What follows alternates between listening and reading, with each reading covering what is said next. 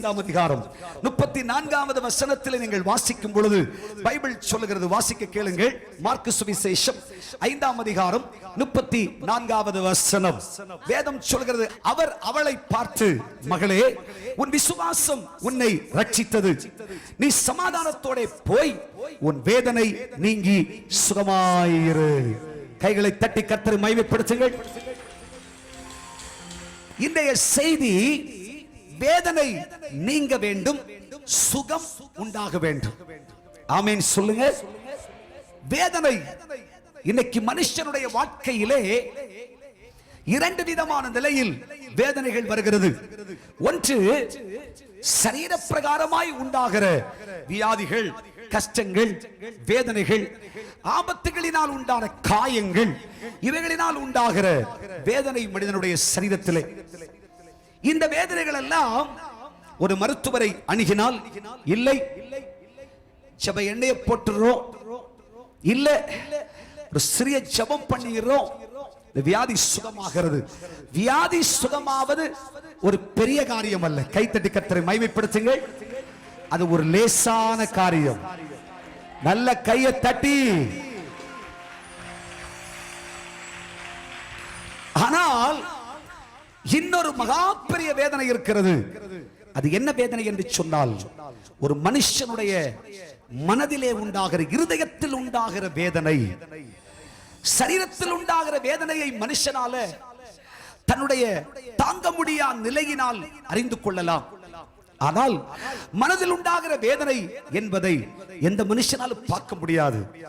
ஆனா அவனுடைய முகத்திலே பார்க்கும் பொழுது ஏதோ ஒரு சோகம் தெரிகிறதே.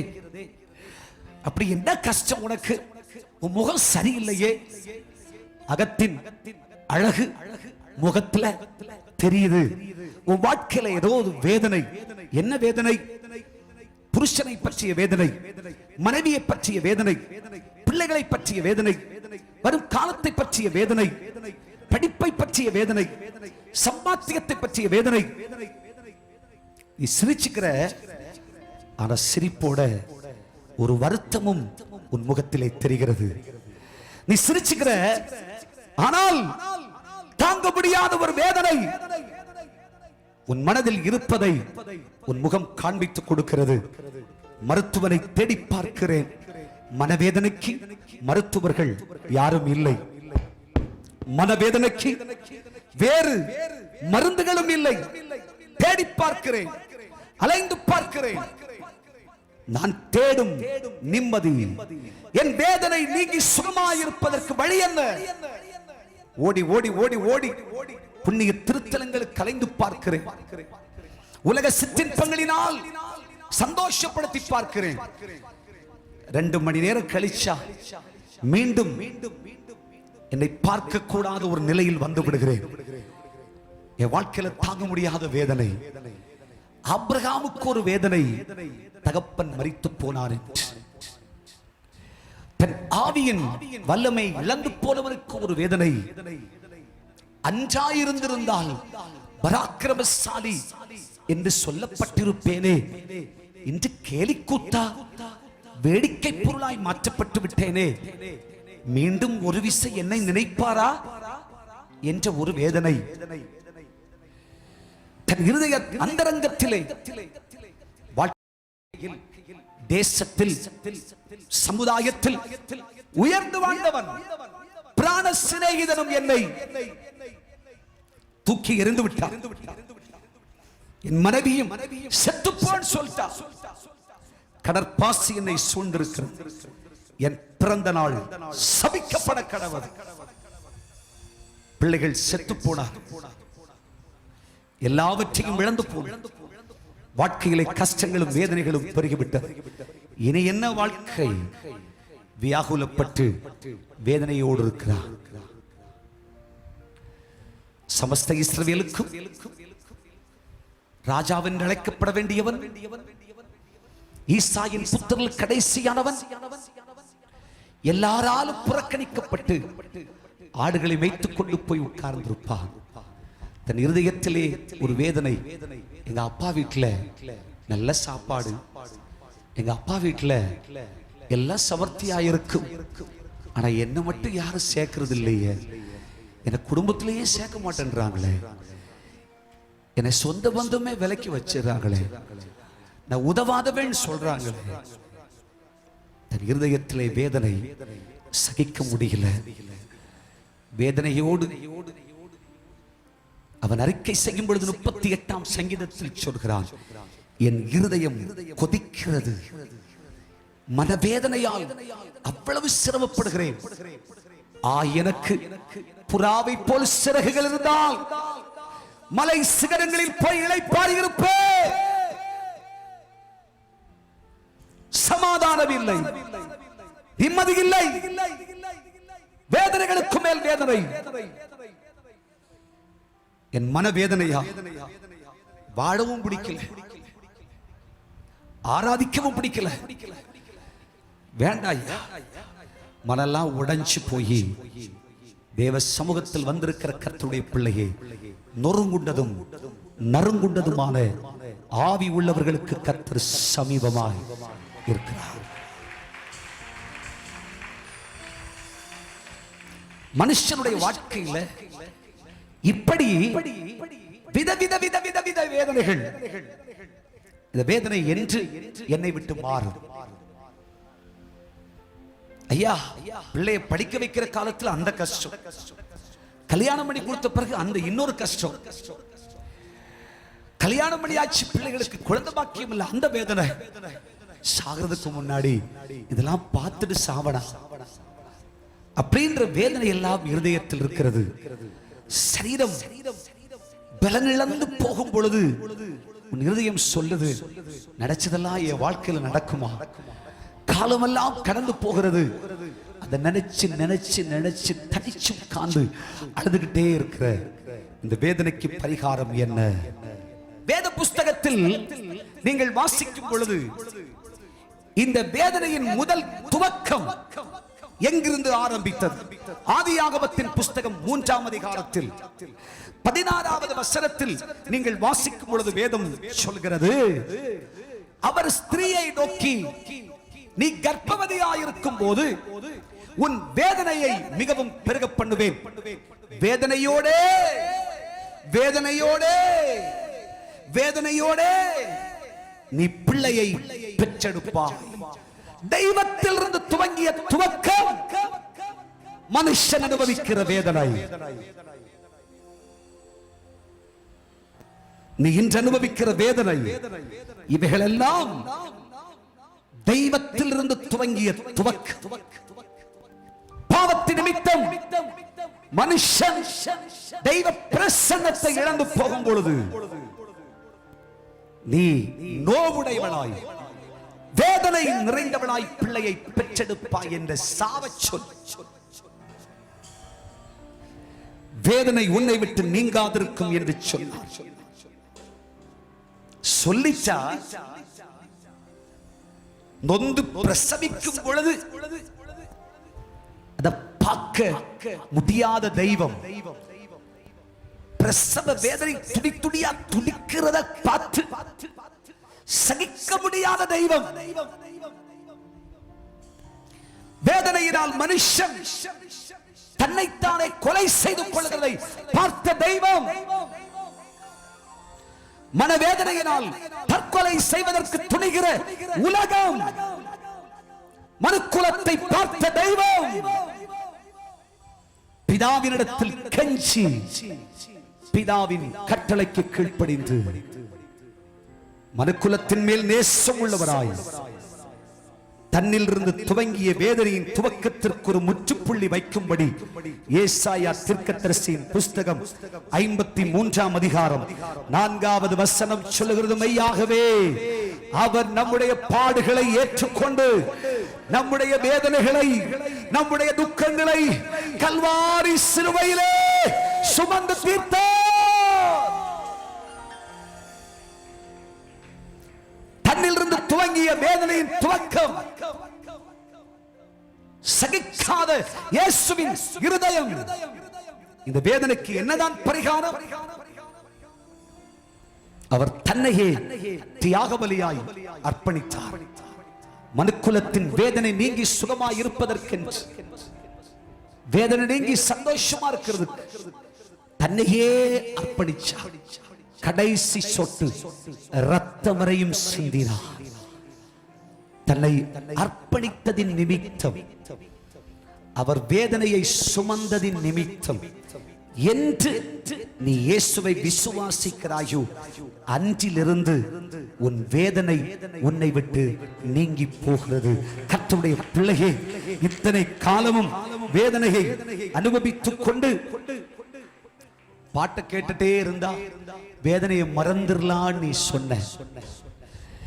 யாராவது பேசின சில களியாட்டங்களை கேட்டுக்கொண்டிருந்தால் கவலை தீந்து வாழலாம் நினைச்ச. இன்னைக்கு இயேசு ஒரு பரிகாரம் சொல்கிறார்.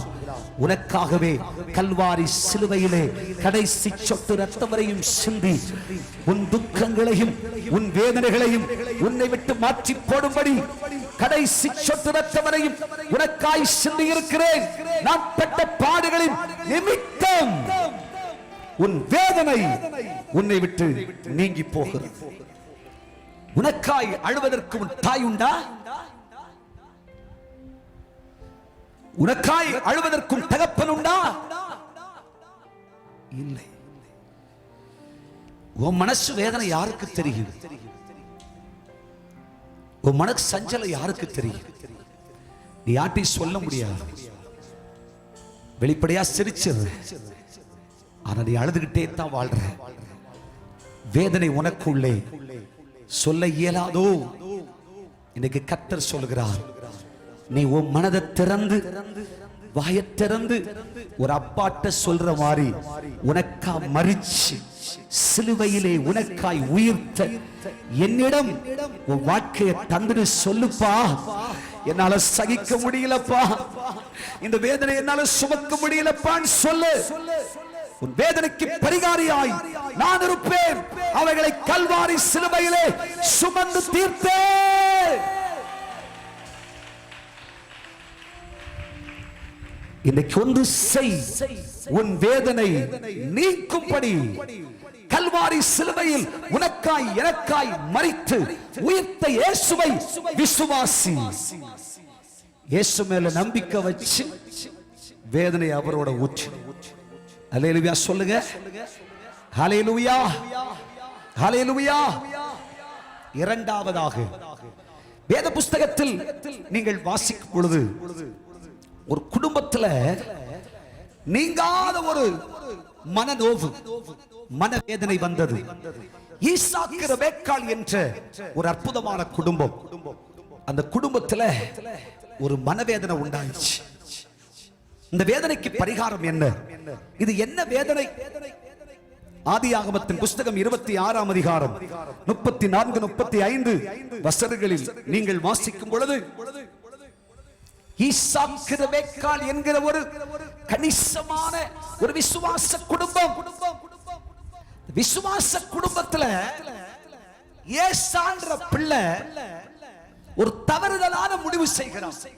என்ன முடிவு? பிரமாணத்தின்படி அந்நிய பெண்களோடு நீ சம்பந்தம் கலக்க கூடாது, அந்நிய நுகத்தோடு நீ பிணைக்கப்படக்கூடாது.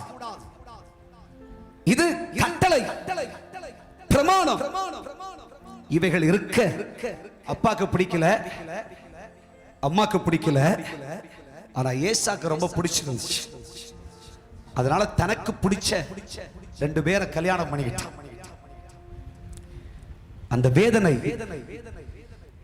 ஈசாக்கை ரெபெக்காளை விட்டு விலகவே இல்லை. அவர்களுக்குள் ஒரு வேதனையாகவே இருந்தது. அன்புக்குரிய கர்த்தருடைய பிள்ளைகளே, நீங்கள் வேத புஸ்தகத்தை சுமந்து கொண்டு தெய்வத்தை ஆராதிக்கிற ஒரு சபை அல்லவா? நீ ஒரு ஈசாக்கு இரவு பகல் கர்த்தருடைய வேதத்தில் தியானம் பண்ணுகிறவன். லிசன், என்ன கவனிங்க. இது வெளிப்பாடு, தீர்க்க தரிசனம். நீ ஒரு ஈசாக்கு, நீ ஒரு நல்ல தகப்பன். எதுக்கெடுத்தாலும் ஜெபிப்ப, எதுக்கெடுத்தாலும் ஸ்தோத்திரம் பண்ணுவ, எதுக்கெடுத்தாலும் ஆண்டவரே செல்ல தகப்பனே நீங்க இல்லைன்னா நான் இல்லப்பா, என்னை கைவிடாதீங்க, என் குடும்பத்தை கைவிடாதீங்க. நீ அழுவ, நீ ஜெபிக்கிற ஒரு தகப்பன், தாயே நீ ஒரு ரெபெக்கா, நீ கோடான கோடியாய் பெருகும்படி தெய்வத்தால் அனுக்கிரகம் பெற்றவள்.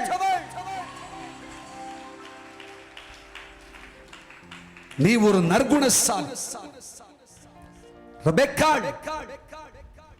பணிவிடை செய்கிறவள், எஜமானனை தொழுது கீழ்ப்படுகிறவள், சாந்தமும் பொறுமையும் மனத்தாழ்மையும் உடையவள், ஆவிக்குரிய பண்புகள் உடையவள், கர்த்தரை சேவிக்கிறவள்.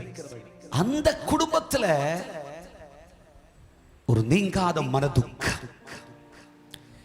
பிள்ளை கல்யாணம் பண்ணா உண்மைதான், ஆனா அந்நிய நுகத்தோடு பிணைக்கப்பட்டான்.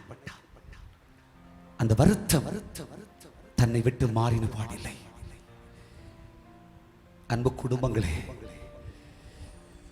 நான் ஜெபிக்கிற ஒரு குடும்பம், என் பிள்ளைகிட்ட நல்லா சொல்றேன், வேண்டாம் செய்யாத, பாவம் செய்யாத. கிருபையின் கால சபைக்கு சொல்லப்பட்ட செய்தி, அந்நிய நுகத்தோடு பிழைக்கப்படாதிருப்பாயாக. அவிசுவாசிக்கு விசுவாசிக்கு சம்பந்தம் ஏது? இருளுக்கும் வெளிச்சத்துக்கும் சம்பந்தம் ஏது? சேராத, பாவ கூட்டத்தோட சேராத, துன்மார்க்கரோடு சேராத. அப்பா உனக்காக தானே கஷ்டப்படுற, உனக்காக தானே இவ்வளவு உழைச்சுக்கிட்டு இருக்கிற, கெஞ்சி சொல்லி பார்க்கிற. பிள்ளை மனசுக்கு அது புரியல. பிள்ளை மனசு உன்னை உடைக்கி, அம்மா தயவு செஞ்சு பேசாதம்மா,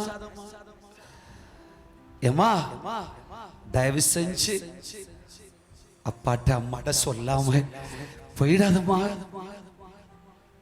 ஏமா ரட்சிக்கப்படாத பிள்ளைகளோட சேர்ந்து வாழ்க்கை அழிச்சிடாதம்மா. பிள்ளை சொல்லுது, போயா நீ உன் விசுவாசம், உன் அபிஷேகம், உன் இயேசுநாதர், தாயே தகப்பனே, நீ அழுதுட்டு இந்த சபைக்கு வந்திருக்க. உன் பிள்ளைய நினைச்சு தகாத உறவுகளை தெய்வம் இன்று நீ ஸ்தோத்திரம் பண்ணிக்கிட்டு போ. இந்த தகாத பிணைப்பை கர்த்தர் இல்லாமலாக்கி உன் குடும்பத்தை கர்த்தர் விடுவிப்பதை நீ பார்ப்பாய்.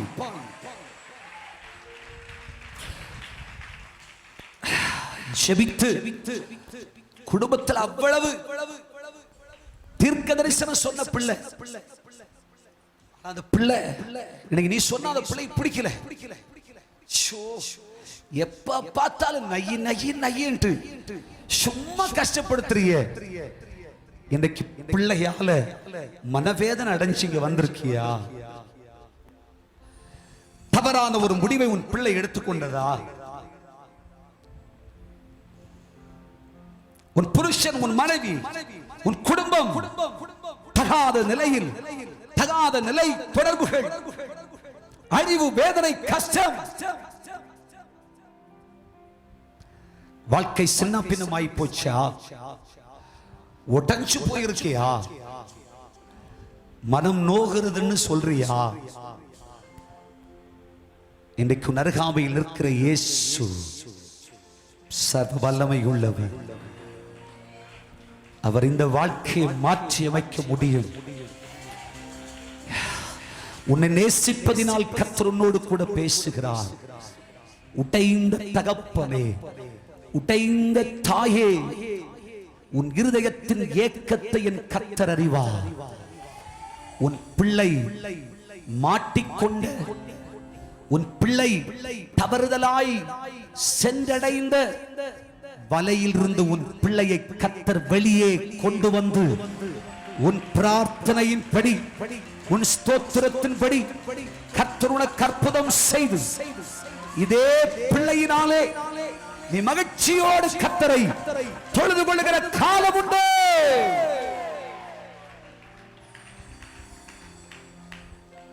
சகோதரா, இருளுக்கும் வெளிச்சத்துக்கும் சம்பந்தம் என்ன?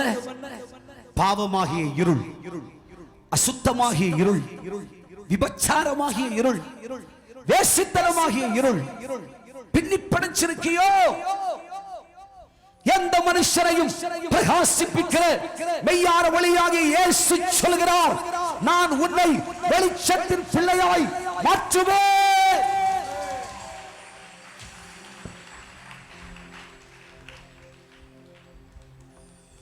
இன்று குடும்பத்தில் உன் நிமித்தம் தானே மனநோவுகள்,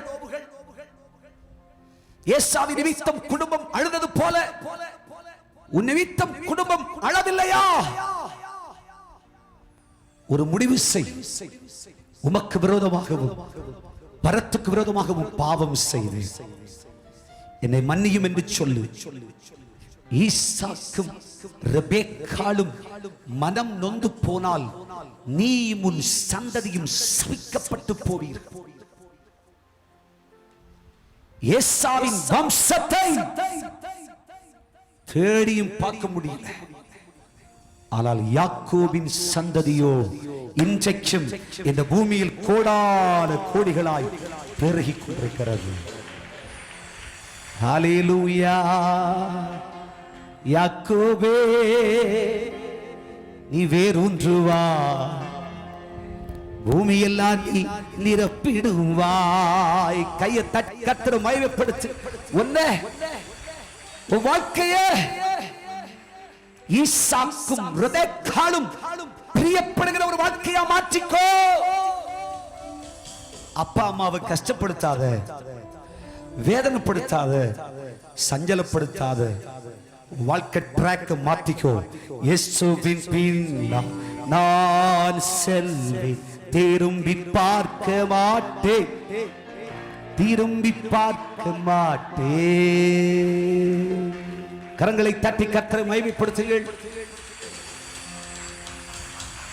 ஹல்லேலூயா. ஆமென் சொல்லுங்க பார்க்கலாம். ஒரு தீர்மானம் செய். ஈசாக்கே, ரெபெக்காளே, மனநோவா, இந்த வேதனையை கர்த்தர் என்னை விட்டு மாற்றுவாரா? மாற்றுவார். உன்னை விட்டு மாற்றுவார், உன்னை விட்டு அகற்றுவார். நீயோ ஈசாக்கே, உன் வாழ்க்கையில் இதுவரை நீ அனுபவித்த ஏசேக்கு சித்தினா இன்றோடு முடிந்தது. கர்த்தர் உனக்கு சொல்கிறார், ரக்கபோத் துவங்கி விட்டது. உன் வாழ்க்கையின் வேதனை நீங்கி மகிழ்ச்சியாயிருப்பாய்.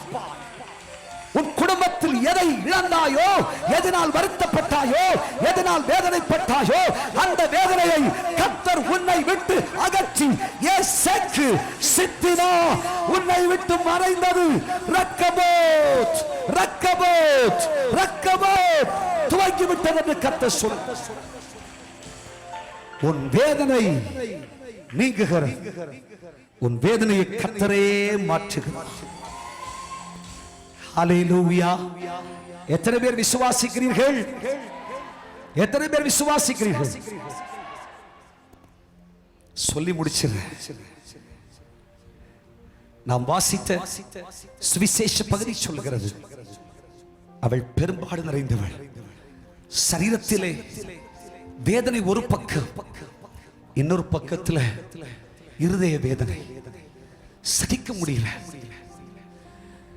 எல்லாத்தையும் சிரிச்சுக்கல, எல்லாத்தையும் பேசிக்கிறேன், நல்லா ஊழியம் செய்யறேன். ஆனா உள்ளெல்லாம் உடைஞ்சு அழிஞ்சு, என்ன வாழ்க்கையோ தெய்வம் கொடுத்த வாழ்க்கை அப்படி நினைச்சு வாழ்றேன். சாக பலமுறை துணிந்தான். எலியாவை போல என்னை எடுத்துக்கொள்ளும் என்று பலமுறை ஜெபித்தான். வேண்டாம், 20 வருஷம் உழைச்சிட்ட சாமி, 20 வருஷம் அழுதுட்டேன், 20 வருஷம் வாழ்க்கையை கொடுத்தேன், 20 வருஷம் செத்து செத்து செத்து உமக்கா வாழ்ந்துட்டேன். இனி வேண்டாம், என்னை எடுத்துரும், இளைப்பாறுதலில் வரட்டும். காரணம் உலகத்தின் வருத்தம். மருத்துவர்களினால் நான் வருத்தப்படுகிறேன், என்னால் அது தாங்க முடியல. எல்லாவற்றையும் இழந்து வேதனைப்படுகிறேன், என்னால் அது சகிக்க.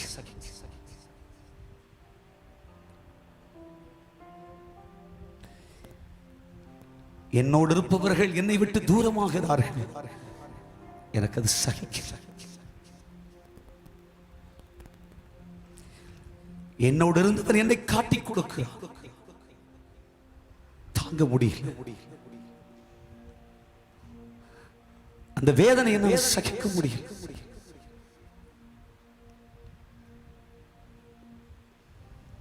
சேர்ந்தவர்களும் சார்ந்தவர்களும் என்னை விட்டு தூரமாகி போகிறார்கள், அந்த வேதனை என்னால் தாங்க முடியல. ஆனாலும் உம்மை பின்பற்றி வந்து கொண்டே இருக்கிறேன். நீர் எனக்கு இரக்கம் செய்யும் வரைக்கும் உம்மை பின்பற்றி கொண்டே இருப்பேன்.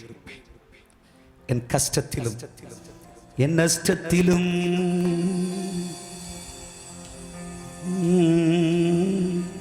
இயேசுவின் பின்னே போகத் துணிந்தேன்.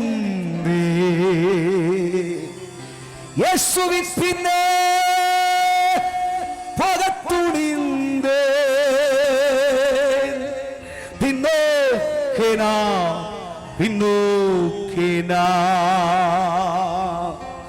பின்னோக்கினா பின்னோக்கினா கரங்களை உயர்த்தி இயேசுவின் பின்னே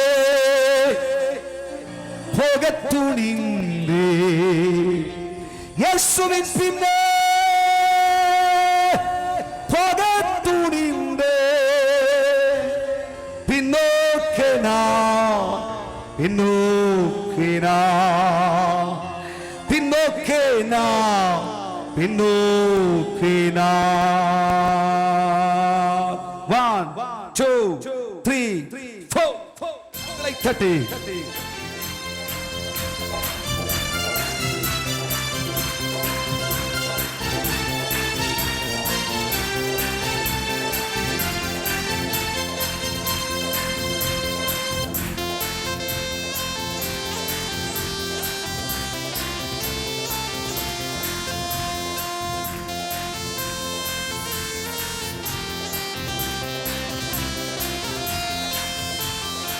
இயேசுவின் பின்னே போகத் துணிந்தேன். இயேசுவின் பின்னே போகத் துணிந்தேன். இயேசுவின் பின்னே போகத் துணிந்தேன். இயேசுவின் பின்னே போகத் துணிந்தேன். பின்னோக்கினா பின்னோக்கினா பின்னோக்கினா பின்னோக்கினா பின்னோக்கினா பின்னோக்கினா. கைகளை தட்டு.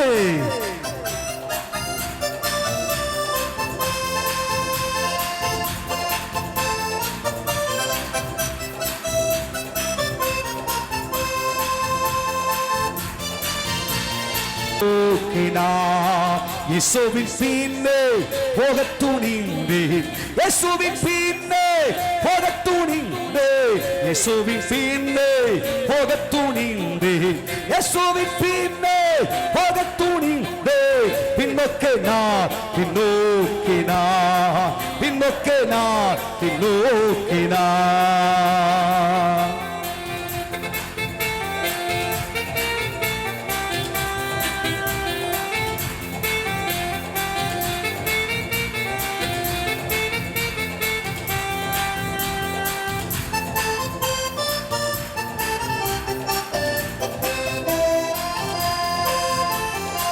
கஷ்டம் என் இன்பம், நஷ்டம் என் லாபம். கஷ்டம் என் இன்பம், நஷ்டம் என் லாபம். கஷ்டம் என் இன்பம், நஷ்டம் என் லாபம். கஷ்டம் என் இன்பம், நஷ்டம் என் லாபம். பின்னோக்கினா பின்னோக்கினா பின்னோக்கினா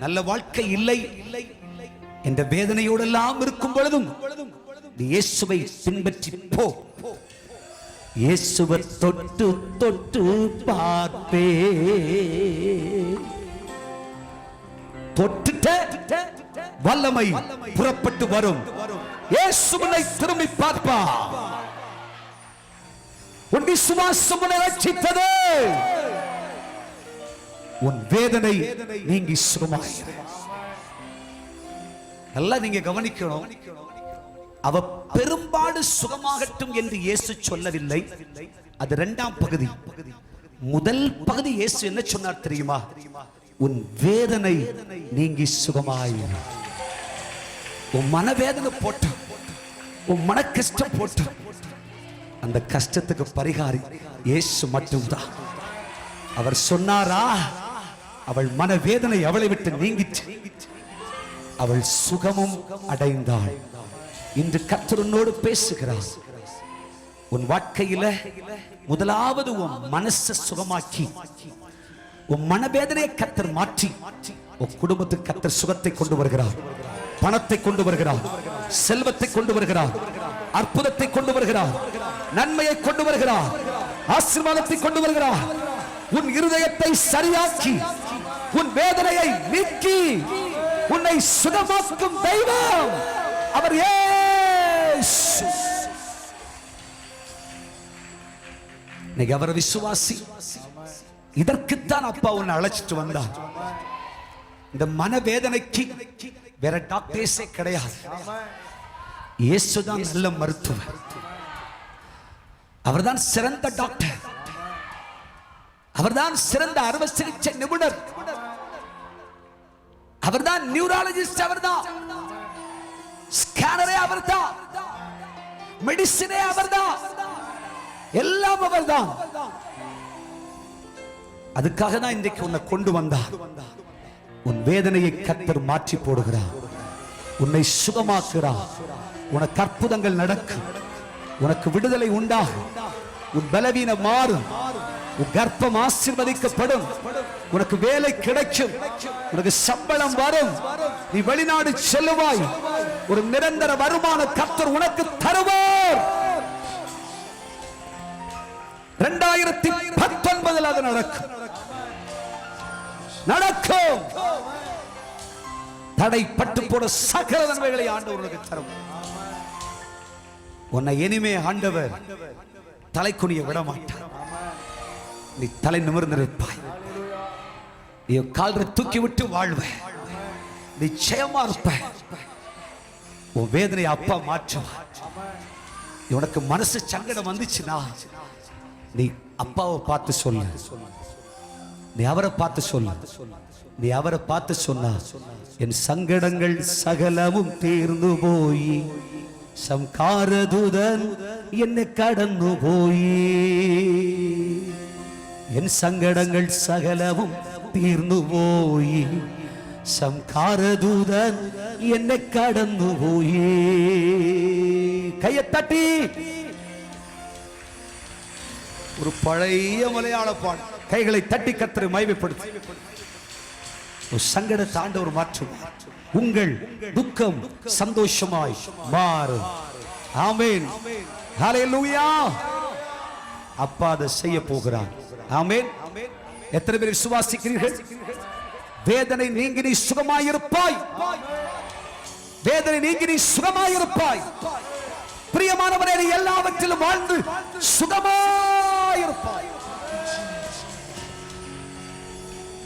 Close your eyes. கண்களை மூடி. செல்ல தகப்பனே, விசுவாசிக்கிறோம், பெற்றுக்கொள்ளுகிறோம். இயேசுவின் நாமத்தில் பிதாவே.